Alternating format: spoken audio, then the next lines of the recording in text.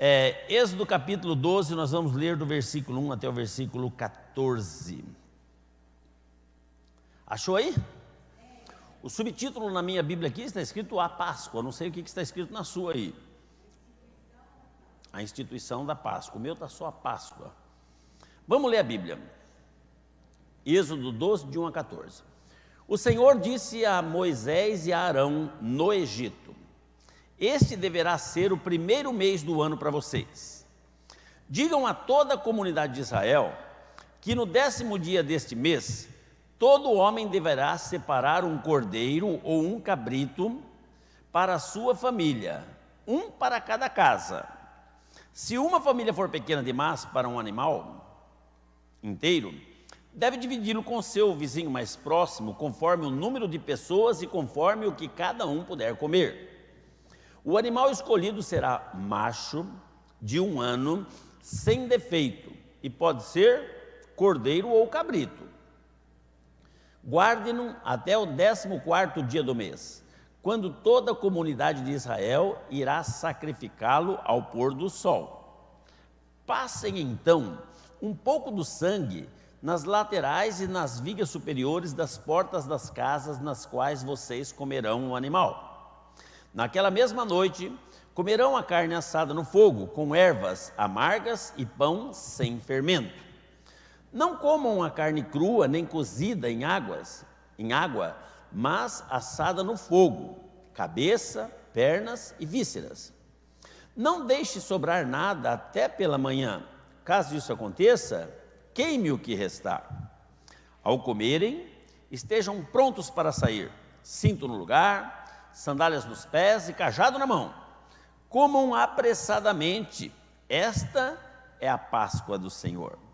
Naquela mesma noite, passarei pelo Egito e matarei todos os primogênitos, tanto dos homens como dos animais, e executarei juízo sobre todos os seus deuses do Egito, porque eu sou o Senhor. O sangue será um sinal para indicar as casas em que vocês estiverem. Quando eu vir o sangue, passarei adiante. A praga de destruição não os atingirá quando eu ferir o Egito. Este dia será um memorial que vocês todos e seus descendentes celebrarão como festa ao Senhor. Celebrem-no como decreto perpétuo.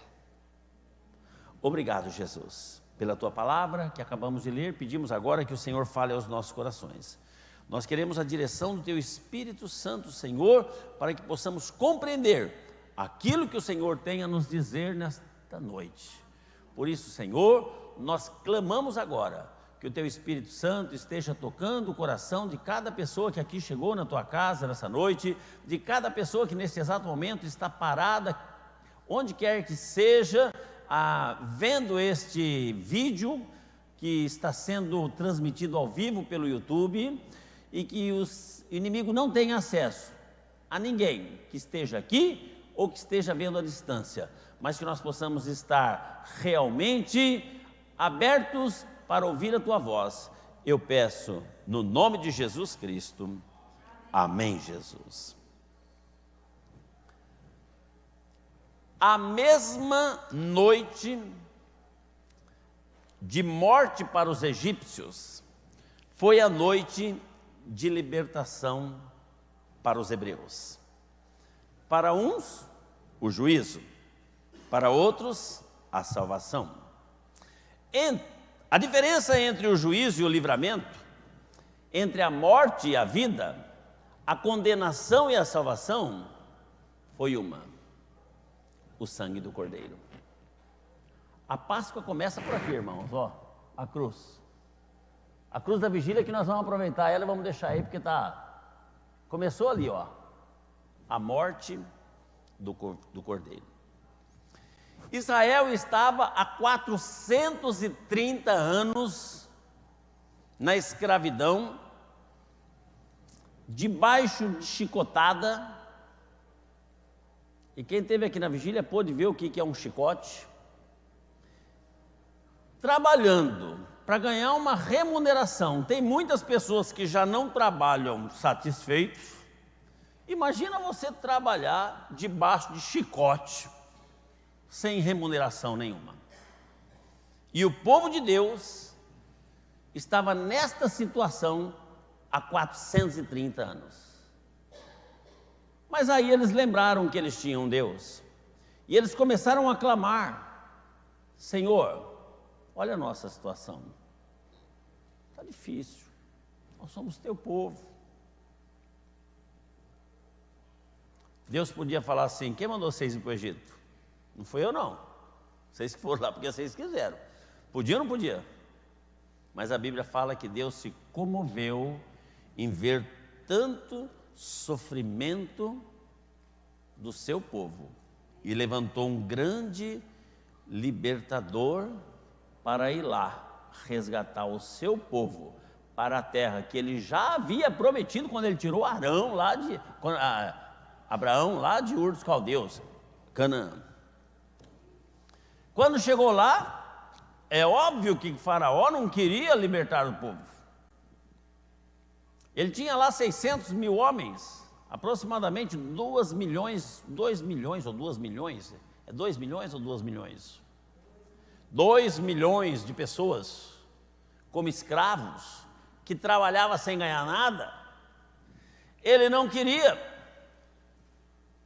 mas Deus, para mostrar o seu poder, então envia 10 pragas.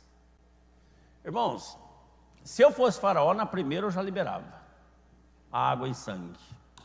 Olha que loucura. Toda a água. Você vai tomar banho, liga o chuveiro, é sangue que cai em cima de você. Você vai lavar a mão na pia, é sangue. Você vai no vaso sanitário lá da descarga, é sangue que cai lá. Entendeu? Você vai lavar a roupa, é sangue. Imagina, irmãos, que loucura. Faraó não deixou. Deus então manda a segunda praga, que foi as rãs. Falou que as rãs cobriram a terra. Hoje em dia aparece uma rãzinha aqui, irmão, o povo sobe em cima do banco. É verdade ou não? Na nossa igreja, quando era lá embaixo, nos banheiros, eu não sei se é porque o lugar que estava, pode falar que é meio de mato, porque aqui também é meio de mato, né? Mas tinha umas rãzinhas, umas pererequinhas, que ficava debaixo do vaso sanitário assim. Quando você dava descarga, mas não era uma, duas não, era de meia dúzia para cima que saía pulando, as pererequinhas. Vocês lembram disso ou não? As pererequinhas saíam pulando. E tinha irmão e irmã que saía num pinote gritando. Agora imagina as rãs cobrindo a face da terra. Na sua cama, rã, onde você vai, rã, você vai comer, tem rã pulando em cima do seu prato. Faraó não deixou. A terceira praga foi a praga dos piolhos. A Bíblia diz que todo o pó da terra, naquela época não tinha uma cidade impermeabilizada como é hoje. Tudo asfaltado, pavimentado, era tudo terra. Falou que todo o pó da terra se transformou num piolho, irmãos. Irmãos, meia dúzia de piolho na cabeça do filho da gente já deixa em doido. É verdade ou não? Agora imagina todo o pó da terra se transformando em piolho. É para deixar qualquer um angustiado. Mas Faraó não deixou. Veio então das moscas. Irmãos, quando você está almoçando, tem uma mosca em volta da sua cabeça, já te deixa doido. É verdade ou não? Agora imagina aquele enxame de mosca para todo lado. Faraó não deixou. Veio a quinta praga, a morte dos animais. Eles tinham muito zelo pelos animais, porque eles dependiam dos animais, eram os alimentos, eram os cavalos de guerra, tudo. Morreu todos os animais. Faraó continuou endurecido. Veio as pestes, que foram doenças, úlceras, feridas no corpo do povo. Uma feridinha no corpo da gente, a gente já fica numa moleza, né? Agora imagina o corpo todo cheio de ferida. Faraó endureceu. Deus mandou a sétima praga, que foi a chuva de granizo, pedras que destruíam. Não deixou. Tinha um mal na época, que eram os gafanhotos, que assolava tudo, destruía tudo.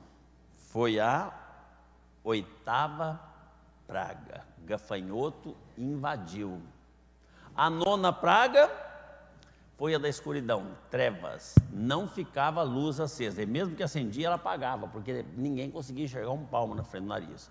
Aqui, quando a gente acaba a luz, tem um gerador que automaticamente acende aí a as luzes, né? Então a gente... Mas quando não tem também, a gente tem o recurso do celular, acende a vela, mas lá, qualquer luz que eles acendiam, apagava, que não tinha jeito. Trevas, não dava para enxergar nada, nada, nada. E Faraó continuou endurecido. Deus então falou: vou dar a minha última cartada, que vai ser a morte dos primogênitos. Era a 10ª e a última. E o único jeito de escapar, de você não ter o seu primogênito macho morto, era obedecendo a ordem de Deus, que foi aquele texto que eu li: matar o cordeiro, pegar o sangue e passar no batente de cima e dos lados das portas. O meio de você salvar o seu filho era o sangue do cordeiro. A Páscoa, ela foi o dia da independência de Israel, mas para os egípcios foi uma noite de terror. A mesma noite que feriu alguns, salvou outros. A mesma Páscoa, que para uns foi uma tristeza muito grande, porque imagina, quem tem filho primogênito homem aí, levanta a mão. Grace, Paulo Vanzo, Valquíria, Diego, Cleuzinha, Tiagão, a irmã Márcia, seu esposo ali, né? Imagina, se alguém falasse para você assim, ó, passa sangue lá, que senão vai morrer seu filho. Você ia passar ou não? Mas teve muita gente que não acreditou, não. Então, os egípcios não acreditaram, falaram: isso é coisa dos hebreus. Mesmo vendo as 9 pragas, vendo a manifestação de Deus de uma forma maravilhosa em 9 pragas, na 10ª eles não acreditaram. E é isso que eu gostaria de falar, sobre a Páscoa, a marca de um novo começo para o povo de Deus, que nós lemos do versículo 1 até o versículo 3. O capítulo 12 de Êxodo é talvez o mais solene e importante de todos do Velho Testamento, porque ele registra ali a instituição da Páscoa. O versículo 2 diz que esse deverá ser o primeiro mês do ano para vocês. Eles tinham lá um calendário, mas vamos supor que eles estivessem saindo em abril ou em setembro. Falaram: não, o ano vai começar agora. É uma nova vida, tudo recomeçando. É a instituição de um novo calendário, certo? A Páscoa era o memorial de que estava ali encerrando uma vida de escravidão para começar agora uma nova vida, uma vida de libertação. O mundo pensa que quando uma pessoa aceita Jesus Cristo no coração, ela perde a vida, porque não pode fazer mais nada, eles dizem, né? Mas, irmãos, a conversão, quando a gente aceita Jesus no coração verdadeiramente, não é o fim da vida, é o fim da escravidão. É o fim da escravidão, certo? A Páscoa foi o começo de uma nova nação. Até então, Israel não era uma nação, era um povo escravos do Egito. Agora é uma nação, agora é um povo livre, agora é um povo remido, agora é um povo que se tornou um povo separado de Deus. A Páscoa mostra para nós, irmãos, olha a importância da Páscoa, por isso que nós temos que celebrar. Hoje em dia tem tantas pessoas falando assim: não podemos celebrar a Páscoa porque a Páscoa é uma festa pagã. Irmãos, na Bíblia está escrito a instituição da Páscoa, que significa passar por cima. Então o anjo da morte vinha, quando ele via o sangue, ele passava por cima. Essa casa não, tem o sangue do cordeiro, para essa casa não tem morte. A Páscoa é Bíblia. A Páscoa mostra para nós um novo começo, uma nova vida. A Páscoa mostra para nós um novo calendário, o mês vai começar a contar a partir de agora. A Páscoa mostra para nós um novo compromisso, uma nova jornada e um novo destino. Nós vamos chegar lá. Amém? E o mais interessante, irmãos, é que a Páscoa revela para nós um projeto de Deus na redenção da família. A gente cita sempre aquele versículo aqui na Bíblia: crê no Senhor Jesus Cristo e será salvo. Crê no Senhor Jesus Cristo e será salvo a tua família. Nós estamos pensando em alguma coisa para a família para o mês de maio. Porque, irmãos, família é a coisa mais importante que existe. Assim, no nível material, no nível plano. Mas Deus é mais importante, claro, mas estou falando no nível de família. Deus, quando instituiu a Páscoa, Ele revelou um projeto na redenção, não foi de pessoas, mas foi da família. A família sempre esteve no centro do projeto de Deus. No versículo 3 diz: era necessário que a família estivesse todas juntas. Era necessário que a família estivesse todos juntos. Não é isso que está escrito lá no versículo 3? Digam a toda a comunidade de Israel que no 14º desse dia, todo homem deverá separar um cordeiro, um cabrito para a sua família, um para cada casa. Família junta. Esse negócio de família, um para um canto, outro para o canto, não está certo não, né? A família tinha que estar junto na casa aquela noite. Não podia um sair e falar: eu vou para não sei aonde. Não, não pode. Eu vou para o Expo Guaçu. Não, não pode, hoje não dá. Hoje o anjo da morte vai passar aqui, hoje não pode. Eu vou numa oração, não sei não. Não, hoje não, hoje vai ficar em casa, certo? Então, irmãos, a salvação da família, ela exige a diligência dos pais. Nenhuma família dos hebreus descansou até ver todos os seus filhos debaixo da cobertura do sangue. Onde está meu filho? Eu vou buscar. Eu vou buscar. Isso aí é a responsabilidade nossa, de pais. Entendeu? Esse negócio do filho falar assim: eu já tenho 13, já posso fazer o que eu quiser. Como assim? Nem com 13, nem com 15, nem com 18 é fazer o que quiser, porque tem autoridade aqui dentro dessa casa, meu Deus do céu. Aqui tem autoridade. Eu vou buscar você, porque você não vai ficar fora do sangue da nossa casa, porque eu não quero ver você morto. Hoje em dia, muitas vezes, irmãos, nós deixamos os filhos alheios, sem se preocupar se o diabo está ou não laçando eles. Eu vou buscar, onde tiver eu vou buscar. Eu tenho autoridade, né?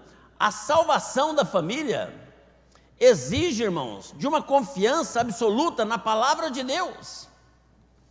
Imagina se um pai dissesse assim: eu não creio nessa religião e nem nesse negócio de sangue, eu não vou matar cordeiro não vou sujar minha casa com sangue, pelo amor de Deus, eu não acredito nessa aí, isso aí deve ser superstição.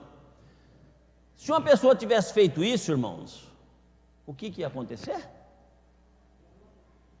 O primogênito, homem, ia morrer, porque quando Deus fala, Deus cumpre. Deus é fiel para cumprir tudo aquilo que Ele promete. Nós é que somos assim, muitas vezes a gente volta atrás. Estávamos falando de voto na vigília. A vigília foi uma vigília de oração e voto. E estávamos falando. Deus tem um pavor de pessoa que vota e não cumpre. Ele fala: é melhor não votar, mas não faça um voto e não cumpra. E nós somos cheios disso, irmãos. A gente promete um negócio, mas depois as coisas vão mudando, daqui a pouco a gente já... É assim ou não? E principalmente, eu até falei na vigília com relação a casamento. Na hora do altar aqui, né, a pessoa está com a cabeça lá na lua de mel, ela promete tudo, né? Prometo diante de Deus. Olha, que perigo. Diante do pastor, diante das testemunhas presentes, diante da igreja, te amar, te respeitar, te honrar, te sustentar, parari, parará. Passa um tempo e fala: não deu certo não. Como não? Você votou. Se deu ou se não deu, se votou, tem que cumprir, pronto, e acabou. Votou, tem que cumprir. Certo? Imagina se um pai dissesse: nós não vamos permitir que o sangue seja passado na nossa casa. Vamos passar atrás, vamos mudar. Olha, aqui é perigoso, vai juntar mosquito. Eu vou passar em outro canto, vou passar lá na porta do fundo, né? Eu não quero que a minha casa fique suja com esse sangue, não. Se eles tivessem feito isso, teriam tido problemas. Porque, irmãos, não é o fato do sangue, é o fato da obediência. A Bíblia diz que a salvação é para os filhos da obediência. E se tem uma coisa que Deus abomina, é a desobediência. Aliás, a desobediência foi o fator pelo qual o pecado entrou no mundo, né? Eva desobedeceu. A comunhão das famílias forma uma grande congregação do povo de Deus, está no versículo de 3 a 6. Embora havia muitas famílias, era uma congregação, era um só povo. Amém? Então, irmãos, às vezes a gente fala assim, somos a igreja de Cristo, somos muitas famílias, mas somos um corpo. A igreja é o corpo de Cristo. Não estou falando exclusivamente esta igreja, estou falando aqueles que são lavados e remidos pelo sangue do Senhor Jesus Cristo. Então nós vemos aqui como que Deus se importa com a família. É necessário que a família toda estejam reunidas na sua casa, naquele dia, comendo o cordeiro assado, entendeu? Passa o sangue direitinho e fica lá, não sai. Porque naquele dia o anjo da morte vai passar. A Páscoa mostra, irmãos, que Deus salva o seu povo através do cordeiro que foi morto. No versículo 5 a 13 do texto que nós lemos, mostra isso. O cordeiro da Páscoa é o cordeiro apontado por Deus.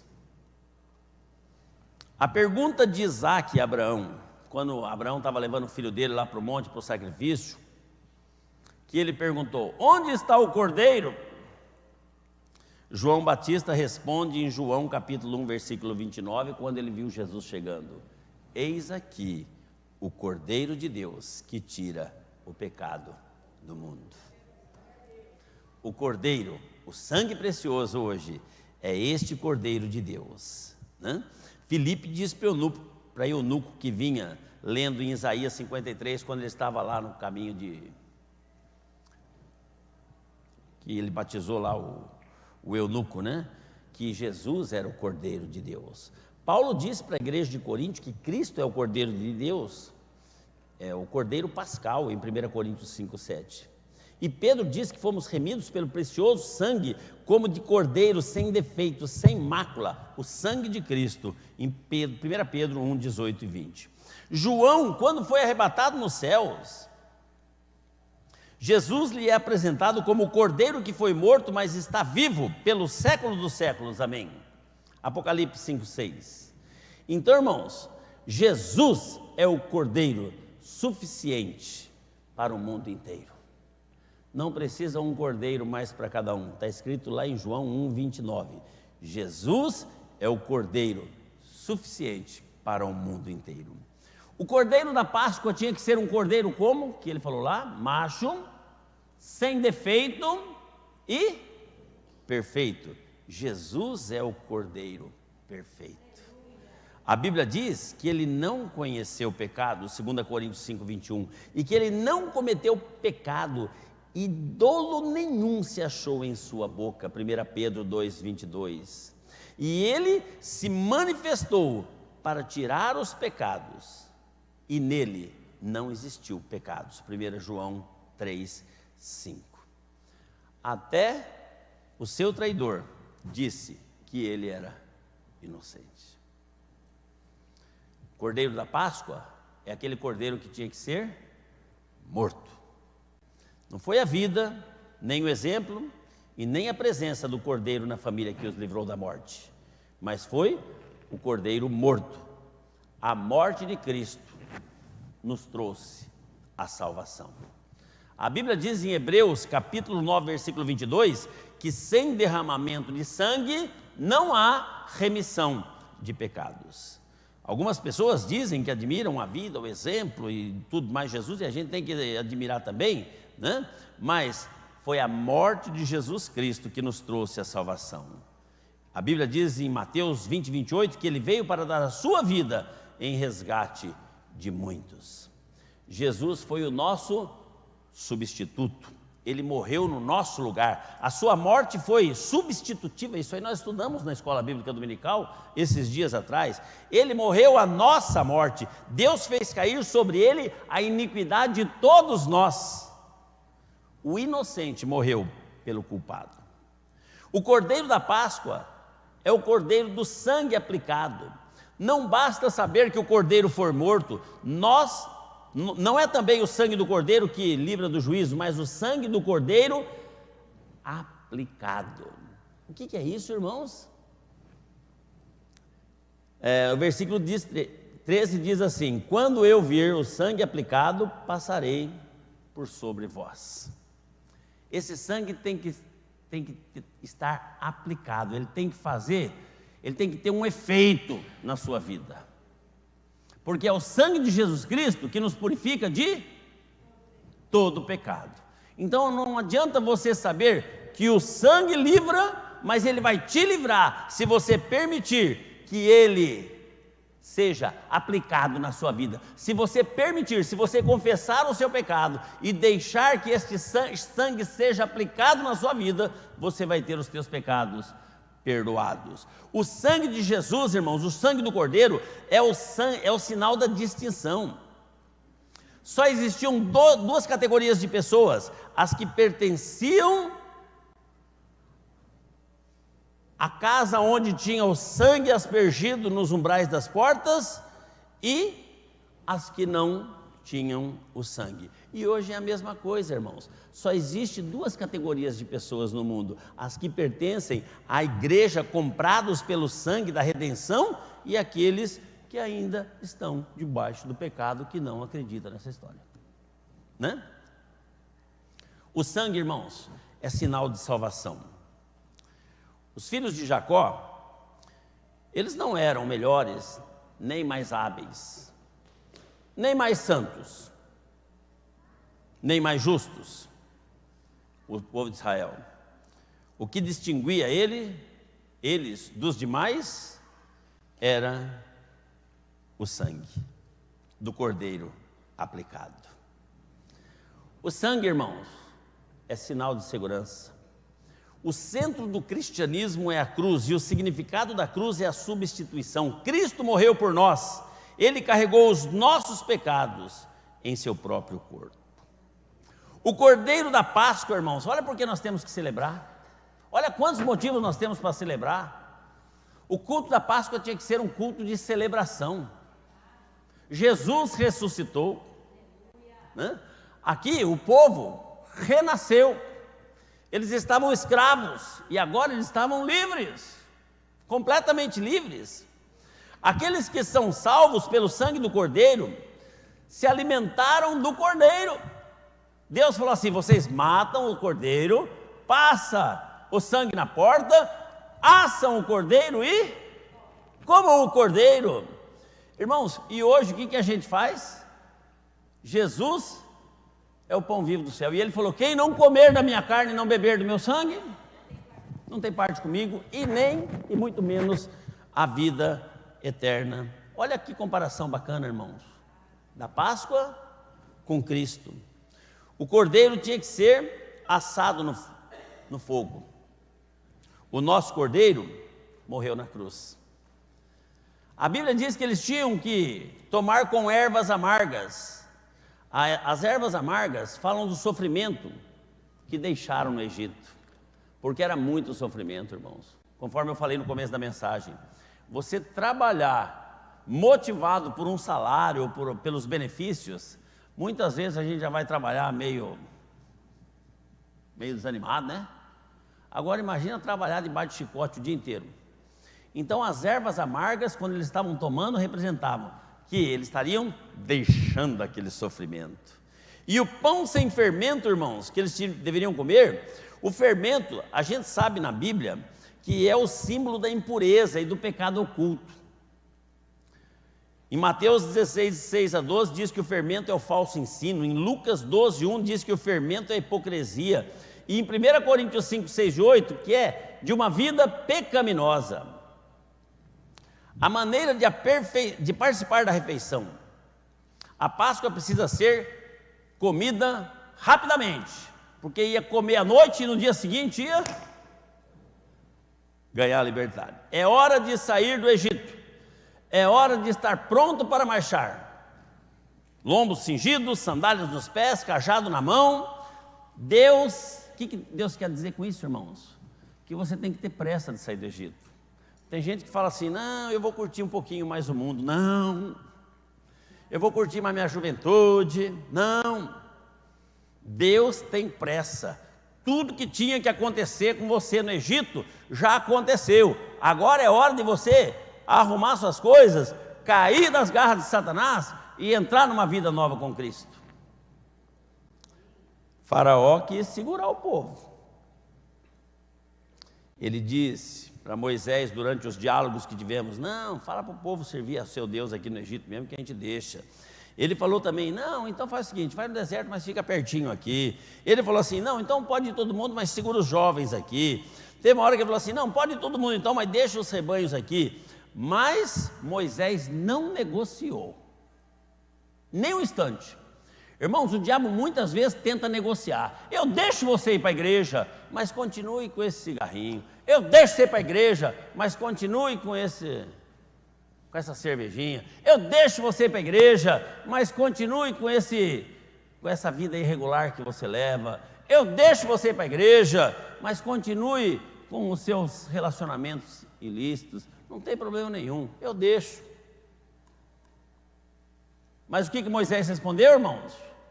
Nenhuma unha do nosso povo vai ficar aqui, nós vamos pegar tudo que é nosso. O diabo não tem direito em nada que é nosso, irmãos. Deus quer tudo, Deus quer que você entregue-se a Ele de corpo, alma e espírito, e não dá brecha nenhuma para o diabo. Não tem acordo com o capeta. Às vezes o diabo fala, pode ir para a igreja, mas continue com aquele seu donzinho da fofoca, né? Da murmuração.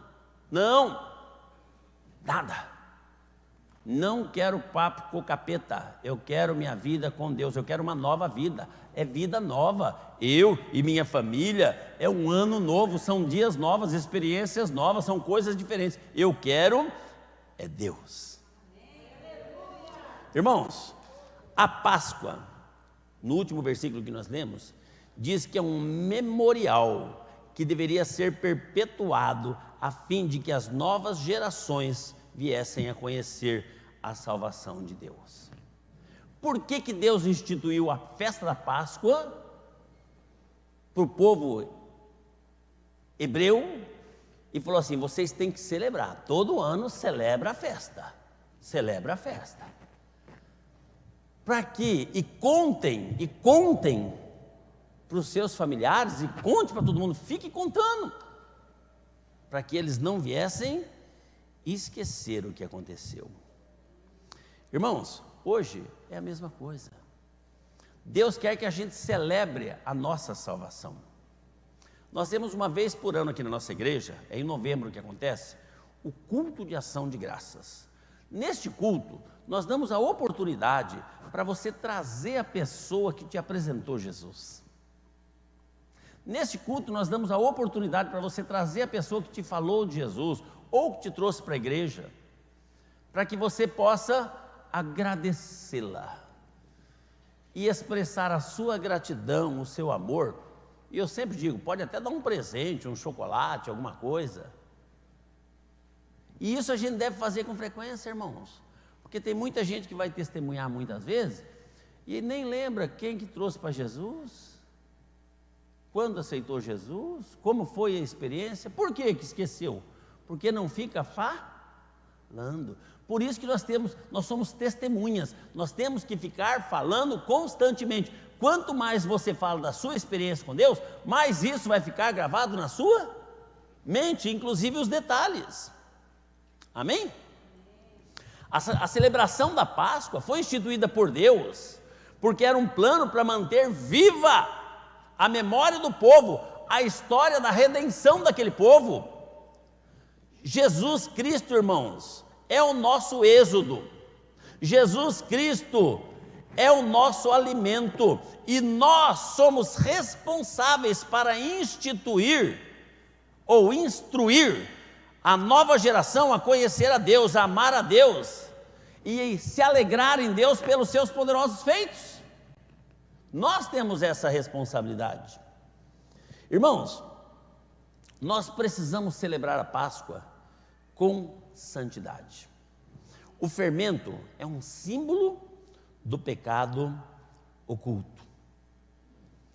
Quando quem gosta de fazer bolo aí, hoje em dia com esse negócio de casa do bolo aí, ninguém faz bolo em casa mais, todo mundo compra pronto, né?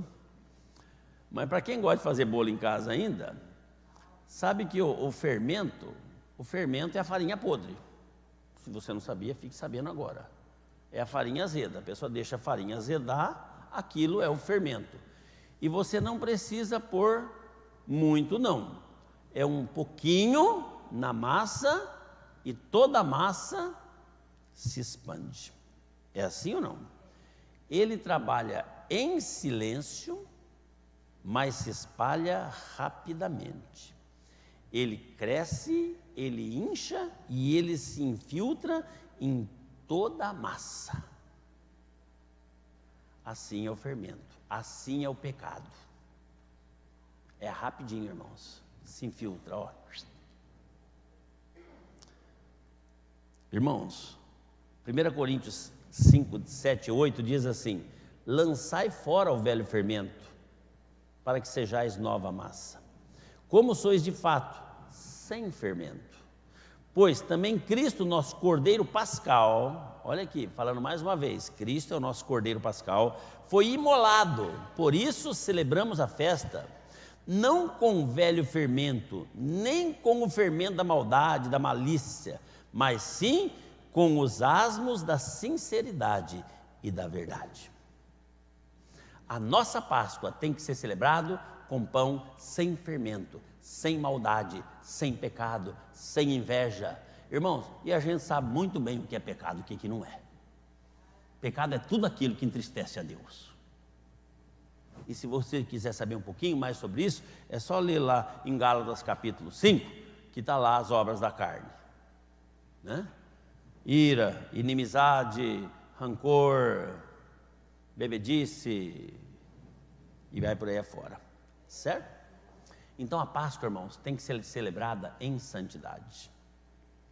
Por isso que a gente celebra a Santa Ceia aqui e a gente dá oportunidade para as pessoas se redimirem todas as vezes. Pedir perdão, limpar a sua vida. A Páscoa que nós celebramos é a Páscoa do Senhor.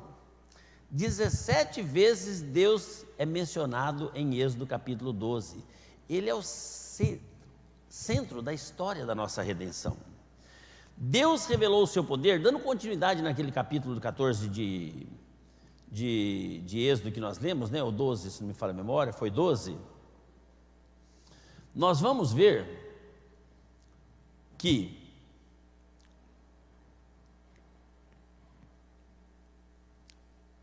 "17 vezes é mencionado Senhor. Ele é o centro da história da nossa redenção. Deus revelou o seu poder. A morte ali no dia da matança dos primogênitos não respeitou poder, não respeitou idade, não respeitou posição. A morte respeitou quem estava coberto pelo sangue de Cristo. O sangue de Cristo é o que faz a diferença, irmãos. O poder está no sangue de Cristo. Eu vi uma história logo que nós começamos a igreja lá embaixo, e diz ser verídica, que tinha uma senhora de idade bem avançada que morava sozinha, e ela tinha um poder aquisitivo mais ou menos legal. E ela tinha algumas coisas de bem, sabe como é que é, né? Essas senhorinhas sempre têm aí as suas joias que gostam, né? E 2 marginais resolveram entrar na casa dela para roubá-la. E aí, no meio de uma noite, esses 2 rapazes foram lá, arrombaram a porta e entraram, e ela viu pela porta do quarto que esses 2 rapazes estavam lá dentro, fuçando tudo, tentando roubar as coisas. Então ela, deitadinha na cama, quietinha, ela começou a clamar: o sangue, me cubra com teu sangue precioso, Jesus. O sangue de Jesus tem poder. Me proteja com teu sangue, me cubra com teu sangue. E ficou só orando isso, não falou mais nada além disso. E de repente os rapazes, ao abrirem a porta do quarto daquela mulher, falaram: meu Deus, já entraram na nossa frente, já mataram ela, devem ter roubado tudo. Pegaram e fugiram. Visualizaram. Então, irmãos, o sangue de Jesus tem poder. É só você clamar com fé. Deus revelou o poder dele através do sangue do Cordeiro que estava aspergido. Deus cumpriu com a promessa que ele tinha feito. E aqueles que obedeceram foram salvos, mas os que não obedeceram experimentaram a dor da morte. E assim vai ser no dia do juízo, irmãos. Aqueles que creem e correm para debaixo do abrigo, onde está protegido com o sangue do Cordeiro, vão escapar da ira e o furor de Deus, do Deus Todo-Poderoso. Mas aqueles que zombam hoje, muitos são eles, vão perecer e vão sofrer. E o sofrimento vai ser muito grande. O sangue do Cordeiro libertou o povo. Irmãos, imagina a alegria daquele povo saindo debaixo da escravidão de Faraó. 2 milhões de pessoas. Às vezes a gente faz uma caravana aqui na igreja para organizar 100, 200 pessoas, irmãos. É uma loucura medonha. Porque a gente está falando com aqui, o outro não está obedecendo aqui, o outro já está fazendo rodinha para lá, a gente fica quase que doido. E os irmãos sabem disso. Imagina Moisés agora tendo que colocar em ordem em 2 milhões de pessoas, irmãos. É muita gente. Mas Deus libertou todo o seu povo. Então, irmãos, para terminar, a Páscoa é algo que nós temos que parar para fazer uma profunda reflexão. Em vez da gente ficar brigando se é festa pagã, se o chocolate é pecado, se o coelho é do capeta. Irmãos, foi Deus que foi o coelhinho. É bonitinho o bichinho, viu? Eu usei muito em show de mágica coelho. Ele é uma bênção. Coelhinho é lindo. Para observar a beleza daquele bichinho. Falar que não é de Deus? Que é isso? Ah, mas dizem que coelho bota ovo de chocolate. Irmãos, eu acho que mais errado é quem acredita do que quem fala. Não é verdade? O cara chega e fala assim: ah, mas fala que o coelho bota... Meu, você está acreditando? Né? Como é que vai botar um ovo de chocolate embalado ainda? E outro tem ovo que é maior do que o coelho, meu Deus do céu. Não é verdade? Então, em vez de a gente ficar preocupado com essas coisas tolas, irmãos, a gente devia refletir na nossa salvação, na nossa libertação. Jesus nos tirou das garras do diabo e fez questão de prometer que isso não era só para mim, não, era para mim e para minha família. E eu louvo a Deus que hoje eu, a minha esposa, minhas filhas, meus netos estão tudo aqui, ó, para a honra e glória do Senhor Jesus. Essa promessa é para você e para a sua família. Talvez você fale: mas a minha família não está ainda nos caminhos do Senhor. Mas virão, em nome de Jesus, porque Deus prometeu, e quando Ele promete, Ele cumpre. Basta você acreditar. O que acontece é que muitas vezes nós não queremos passar o sangue lá, a gente acha que é bobagem.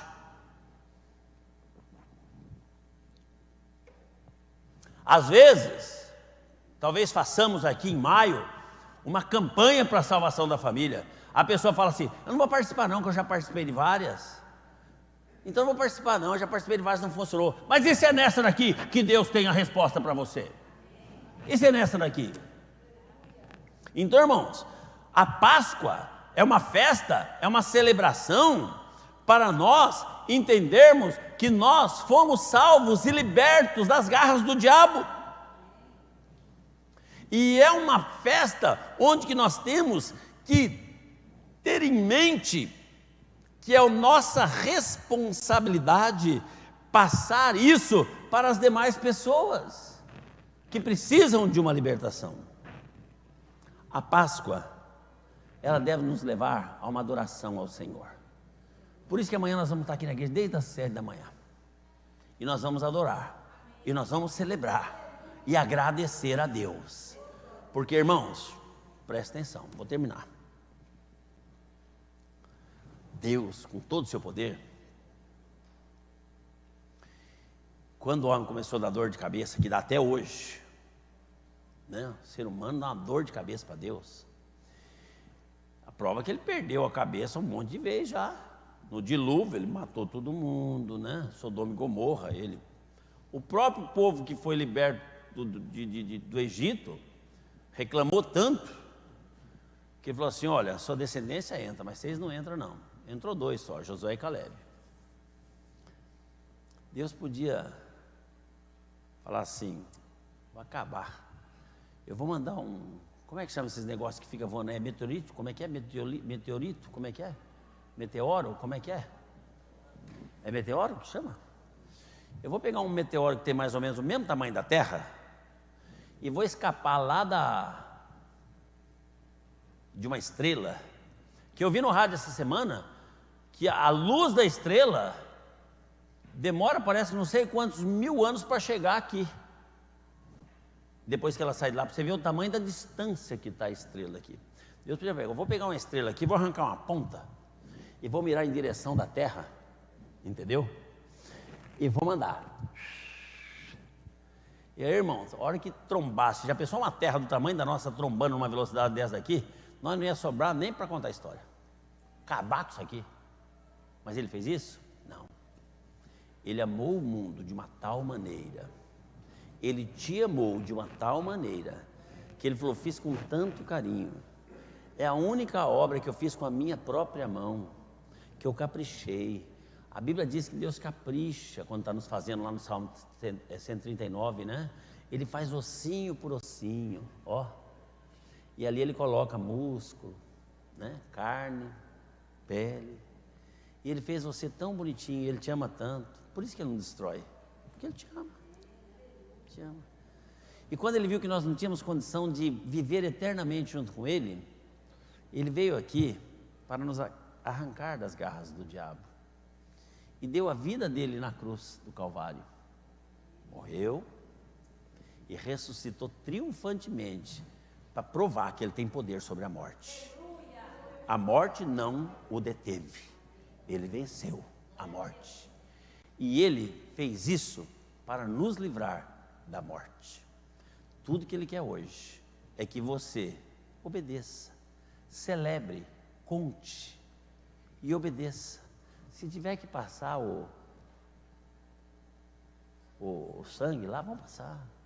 Ele deu 2 ordenanças para a igreja: a ceia e o batismo. Tem gente que não batiza de jeito nenhum, né? Tem gente que não dá uma ceia. Não estou em condições. Como não? Como não? Né? Tem que tomar ceia, irmãos. Mas estou em pecado. Pede perdão, meu Deus do céu. Ué, vai resolver? Quem não participa não tem parte com ele, nem a vida eterna. Você não participando, você está negando Jesus.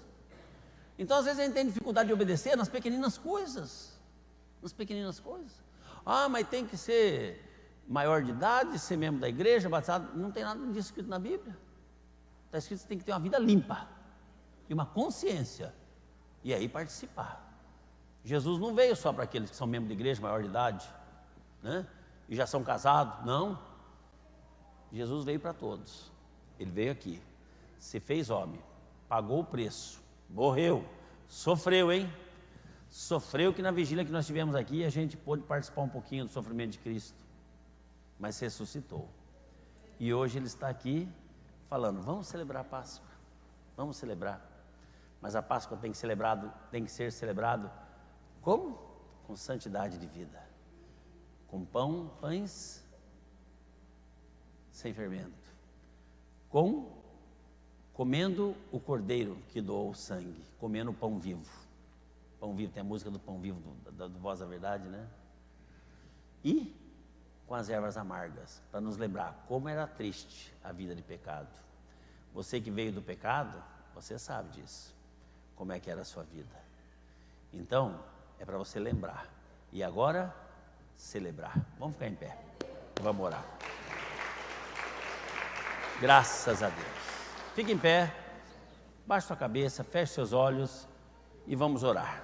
Obrigado, Jesus, porque nos deste a oportunidade de compartilhar um pouquinho com a tua igreja e também sobre as pessoas que estão nos vendo, algumas de tão distante, na Europa, na América do Norte, por todo o Brasil e talvez em outras partes do mundo que não sabemos, mas que o teu Espírito Santo possa estar completando esta palavra, se porventura foi deixado algo que deveria ser falado.